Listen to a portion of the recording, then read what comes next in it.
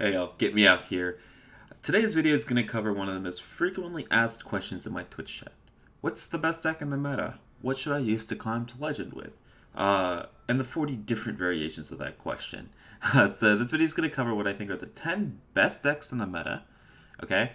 And for each of these decks, we'll talk replacement cards, tech cards, what they're good against, what they're bad against, when to queue them, all those kind of details for your legend climb in May 2020.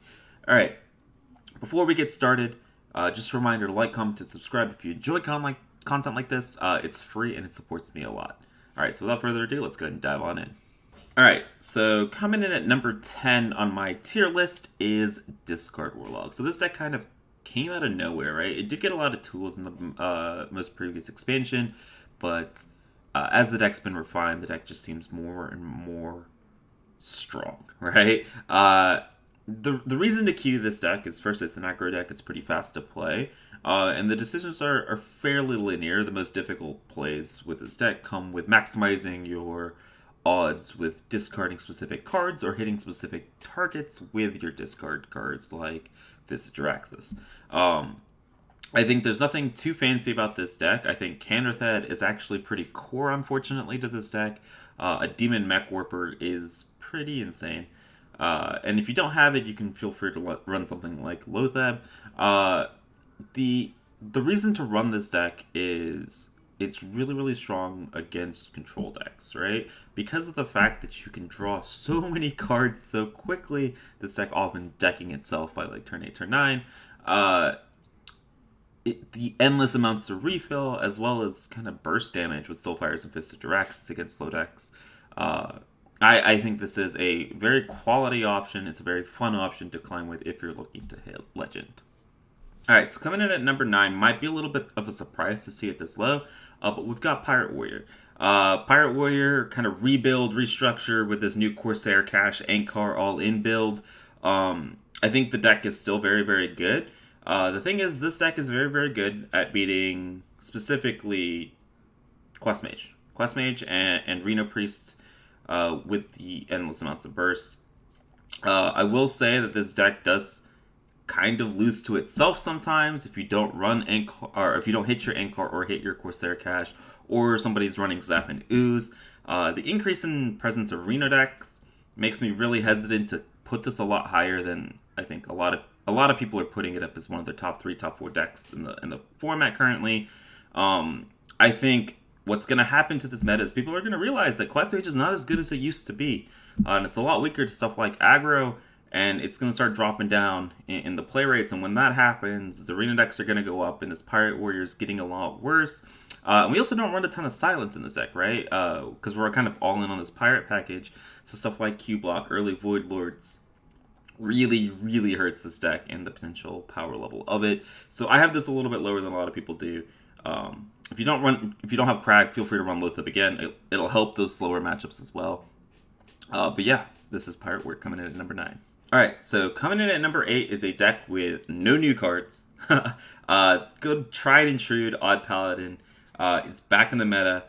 It really never should be disappearing from the meta. It's not a top tier deck because of the presence of stuff like Reno Priest and Q-Block, but this deck, if you are looking to beat Demon Hunter, I think this is the deck that I think is close to 80-20, maybe even higher percentage favored for this deck.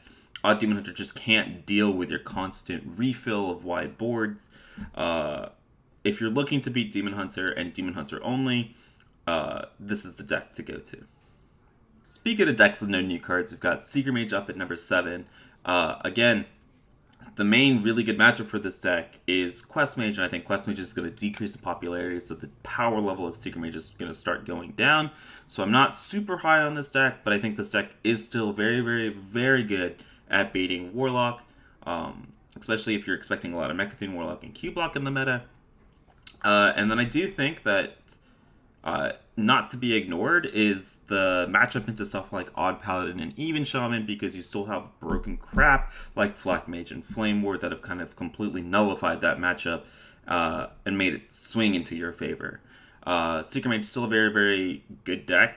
I think 29 out of 30 of these cards are core and you need them. The only flex spot that the deck really has is this one Potion of Polymorph. If you are running into a lot of odd Demon Hunters and odd Paladins and even Shamans, feel free to cut the Potion of Polymorph for a second Flameborn. If you're running into a ton of Warlocks, feel free to keep running the Potion of Polymorph. If you're running into a lot of Quest Mage and you're looking to bully those Quest Mages with some Secret Mage, what this Potion of Polymorph should be is a Loatheb, and then you should actually cut the 2 duplicates for another Wind Portal. This deck is very kind of anti-Warlock built right now. Regardless of how you build it, you are going to struggle into Reno Priest though right now, as Reno Priest does just do really, really well against Secret Mage. Alright, coming in at number 6 is Jade Druid. So this is kind of the standard build of the deck now. Biology projects could totally be innervates. I just like the extra little ramp of biology projects since you have Kael'thas and stuff like that anyways. Fungal Fortunes has been insane in this deck, as kind of expected. I still love Yogg in this deck, but feel free to cut Yogg for like Keeper of Steladris or Keeper of Steladris if you want to kind of tech for the Reno Druid or the Jade Druid mirrors. And then the matchup against Reno Priest is actually kind of difficult. A lot of people think that Jade Druid is favored in that matchup, but just generally, like a normal Reno Priest build does kind of beat you. And so the way to kind of tech against Reno Priest is go all in on your Jade, start pressuring them so that they can't just free ping your face. And they have to try to ping away your minions or use removal on your minions. And the removal is expensive. Jade Druid, I think, is a lot of decks, a lot of tier lists that have been released recently are putting it up there in their top 3 decks. And I don't think it's that good. I actually think it is still pretty unfavored into Reno Priest, as many people would like to debate that. I think it's just terrible into stuff like Q-Block. We've seen a little bit of a resurgence in stuff like Mecha'thun Warlock, which kind of just demolishes Jade Druid. And then there's this card called Skulking Geist that's making a lot of comeback because Reno decks are making a little bit of a comeback. So Jade Druid, not as good as it used to be, like I would say a couple weeks ago, but it's still a very, very solid deck for climbing on ladder, and it's still a pretty decent anti-aggro deck if you're looking to try to target stuff like Odd Demon Hunter.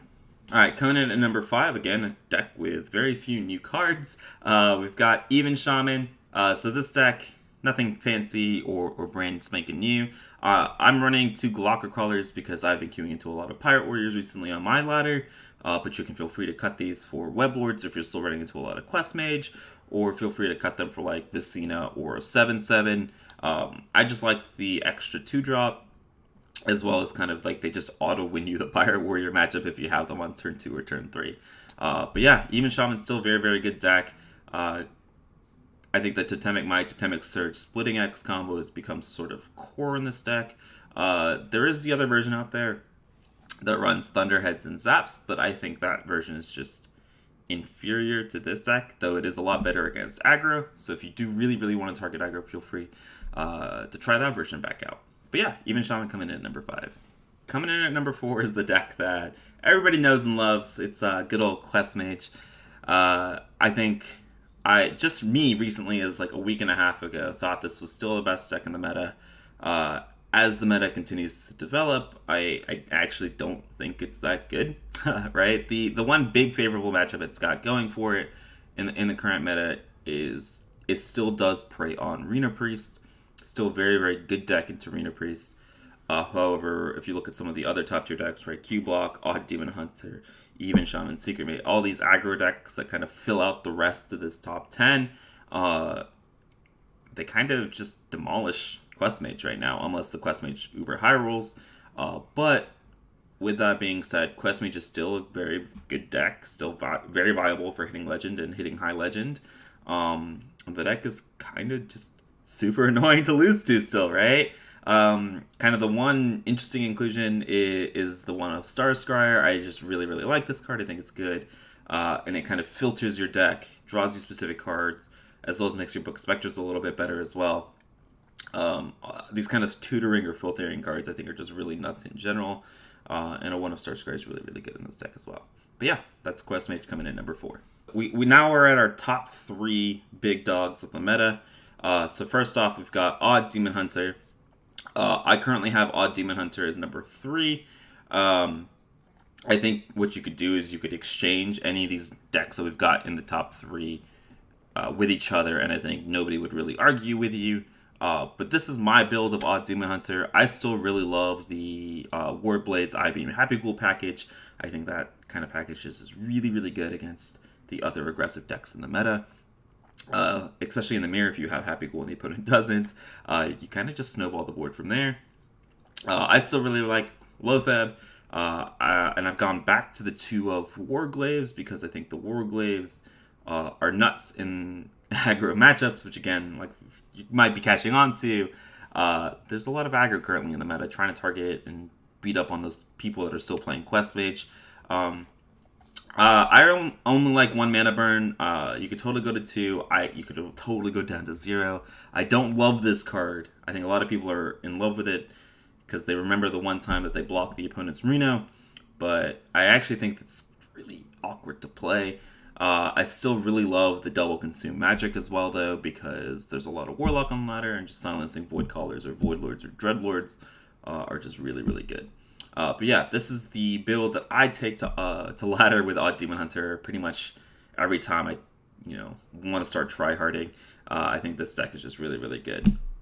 And I think 3 might be a little bit of an underrepresentation of its power level, and maybe speaks to the power level of the other 2 decks that I'm going to talk about next. So coming in at number 2, we have Q-Block. I really wanted to put this as 1, but the fact that it's got such a bad matchup into both the number 1 deck, which you might predict is Reno Priest, and the number 3 deck in Odd Demon Hunter makes it really difficult for me to put this as the number 1 deck. So you might be asking, well, why is it number 2 if it loses so badly to number 1 and number 3? It's because it kind of beats literally everything else, right? It beats up on the Reno decks, it beats up on the Quest Mage, it beats up on the Druids, beats up on aggro, right? The deck is just freaking bonkers. My version of the build is a little bit greedier than most people's. I am running the run of Umbra because I have been queuing into a fair amount of Q-Block mirrors with the deck. But if you don't have Umbra, even if you do have Umbra, you probably should be running a second Fellbolt in the list. Fellbolt's just insane against aggro and helps you kill off your own Void Callers as well if you need to.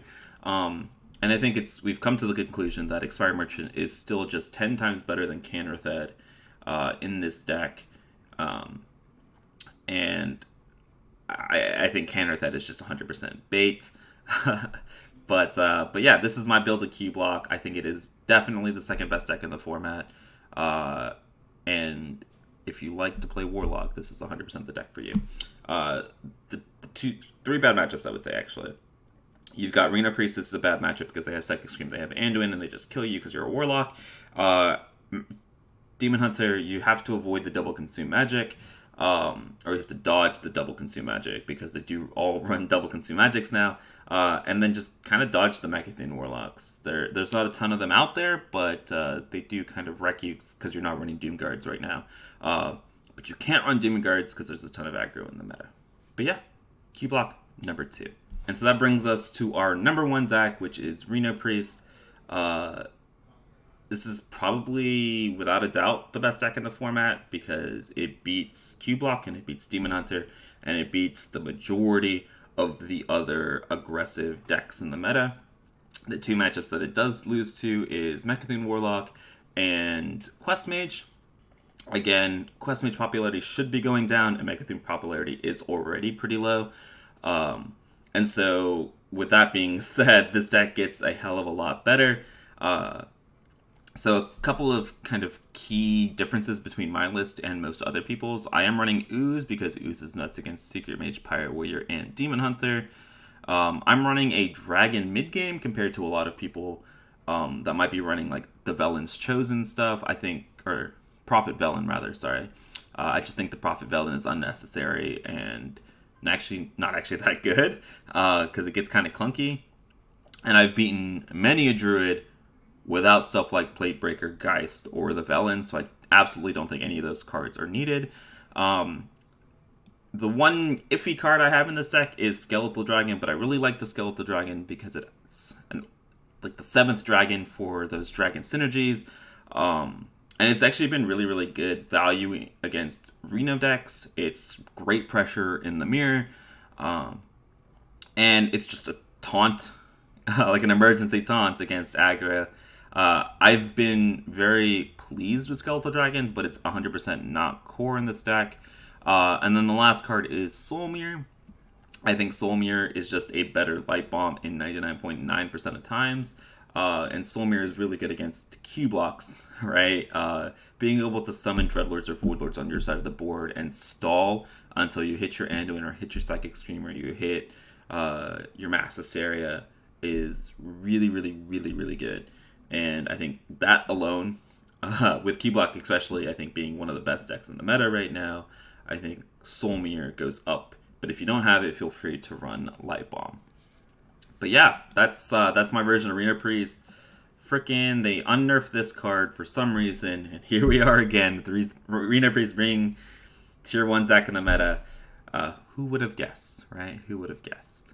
But yeah, guys, those are my top 10 decks in the meta. Some kind of honorable mentions that might be missing. Mecha'thun Warlock, I know I talked about it being kind of really good into those top 2 decks in Q-Block and Reno Priest, but Mecha'thun Warlock in general is very, very susceptible to aggro, even with people running Reno.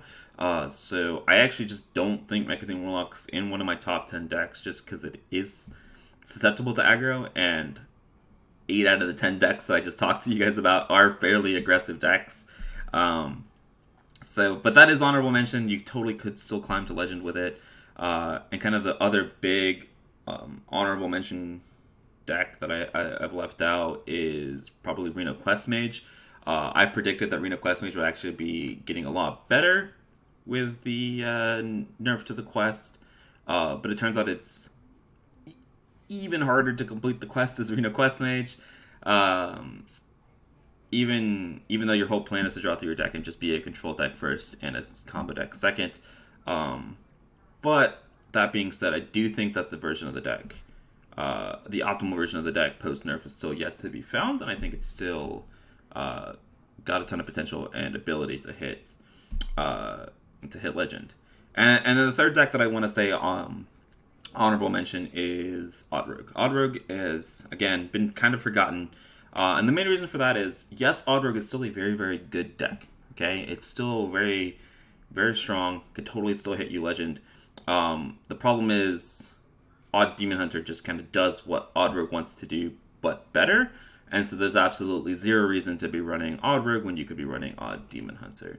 But if you are a Rogue fanatic, want to bust it out for that golden Rogue, I think awDRogue is still a very, very viable choice to hit Legend.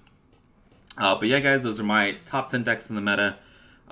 If you guys have any comments or complaints or disagreements with me, let me know in the comments below. Also a reminder that you can find deck codes for all of these decks that we talked about down in the channel or the video description.